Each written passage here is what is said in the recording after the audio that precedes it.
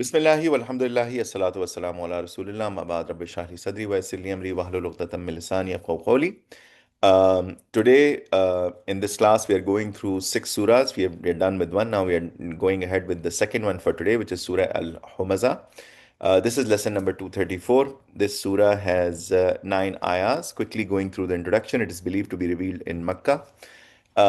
It condemns those who engage in slander and backbiting. It's very, very important, and it's very prevalent in our society to talk ill about others without even thinking, to say things that are not true. This is slander. Backbiting is to say something truthful but behind the back of someone while they cannot defend themselves. So all of these things, Allah subhanahu wa ta'ala is condemning those people and giving a warning against those people. And for those people, there is severe punishment and hellfire. And there is an intense torment and eternal punishment that Allah subhanahu wa ta'ala has prepared for those who get into such practices. So we'll go through the details in this surah, inshallah. A'udhu billahi minash shaitanir rajim. I seek refuge in Allah subhanahu wa ta'ala from shaitan, the outcast, the cursed one. Bismillahir Rahmanir Rahim. In the name of Allah subhanahu wa ta'ala, the most gracious, the most merciful. Wailul likulli humazatil lumaza. Woe to every slanderer and backbiter. You have to understand the difference between a slanderer and a backbiter. A slander or a slanderer, a person who does slander. Slander means that you say something for against someone that they haven't done. So you're just making it up. So it's a slander, it's a blatant lie, and they are not there, even to defend themselves. So you're slandering someone. Backbiting is when you, and we know it's a severe sin in Islam. So backbiting is when you talk bad about another person, or you're talking about the other person, and it may be truth while they are not there to defend themselves. And we have very strong ahadith related to people who backbite. So here in Quran as well, Surah Al Humazah, Allah subhanahu wa ta'ala is directly condemning those people. Woe to every slanderer and backbiter. الذي جمع مالا وعددا.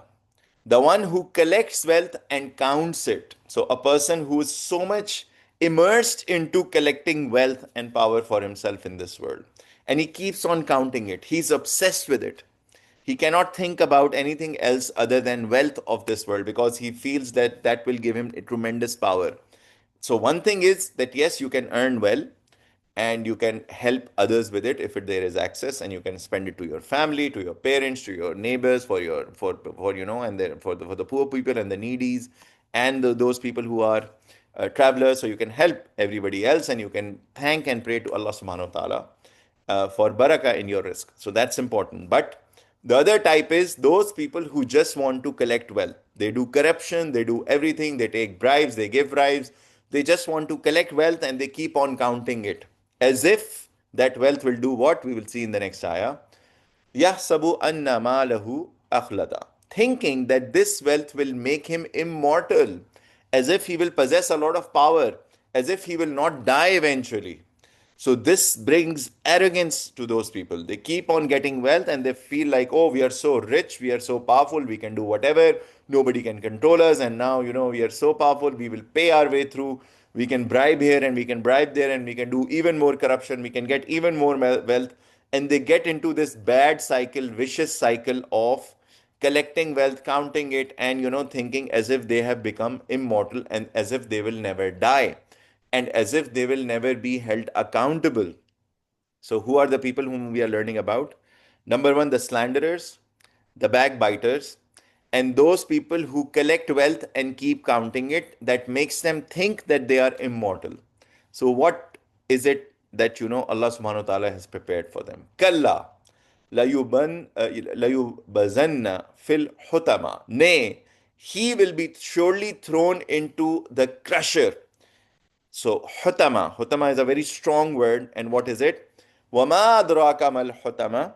And what will you know of what the crusher is? What is the crusher? Hutama. Narullahil muqada. A fire that is kindled by Allah subhanahu wa ta'ala.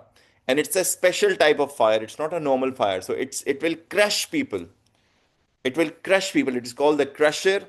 So it's a special type of fire that will not just burn them, but will crush them. التي تطلع على الأفئدة, which mounts up to the hearts. It goes up, it rises up to the hearts. It will burn all the way to them. And hearts also, burning hearts also means even the evil and the ill feelings that they have today as well, you know. So this can, even amassing of wealth, thinking that I'm invincible, can also torture you and torment you in this world while you don't even realize how it burns up your heart. So this particular type of heart will of fire will rise up, and it mounts up to the hearts of people. Innaha alayhim mu'sada. Indeed, it will be upon them closed over. It will enclose them from all sides. Fi amadim mumaddada, in extended columns. So it's like it's going to be extended like vertical columns, like the big pillars that we find in buildings. So imagine those made up of fire, and it will enclose them and crush them. There will be no way that they can escape out of it.